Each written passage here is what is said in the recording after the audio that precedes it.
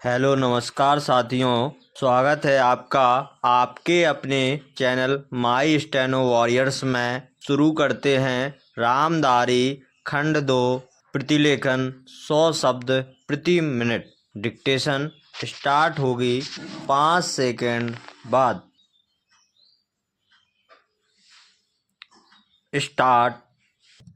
बहनों, शिक्षा संस्थाओं से जब कभी भी मुझे बुलावा आता है तो मैं वहां जाने से इनकार नहीं कर पाता, क्योंकि शिक्षा संस्थाओं से मेरा आरंभ से ही कुछ ना कुछ संबंध रहा है और शिक्षा शास्त्र में भी मेरी पहले से काफ़ी रुचि रही है। अतएव मुझे जब आपका निमंत्रण मिला, मैंने उसे बड़े हर्ष के साथ स्वीकार किया और मुझे अत्यंत प्रसन्नता है कि आज मैं यहाँ आ सका।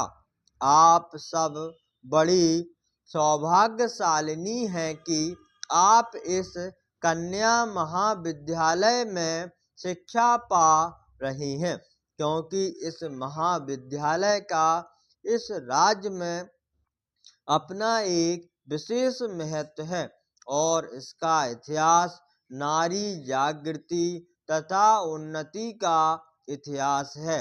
इसकी स्थापना उच्च आदर्शों को लेकर एवं नारी जागृति तथा राष्ट्रीय उन्नति की पुनीत भावनाओं से प्रेरित होकर आज से बहुत साल पहले एक ऐसे सच्चे समाज सुधारक के द्वारा हुई थी, जिनके हृदय में मुक्तता नारी जाति के प्रति विशेष गौरव और महान आदर था।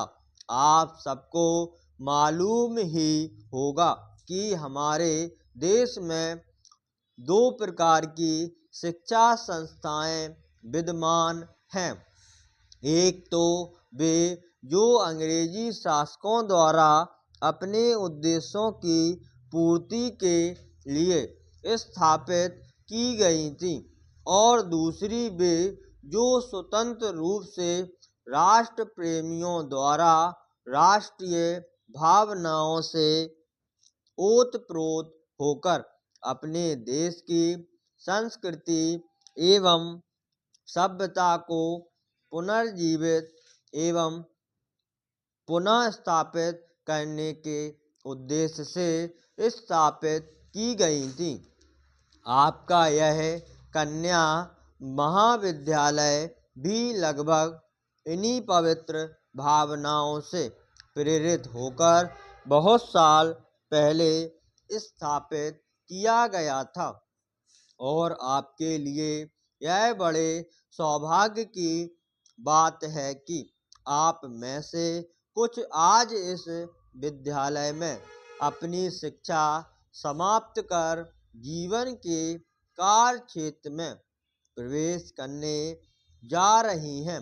उच्च शिक्षा प्राप्ति की उपाधि जो आपको मिल चुकी है, आपकी एक अमूल्य निधि है, जिससे आपकी गुरुता और भी बढ़ती है।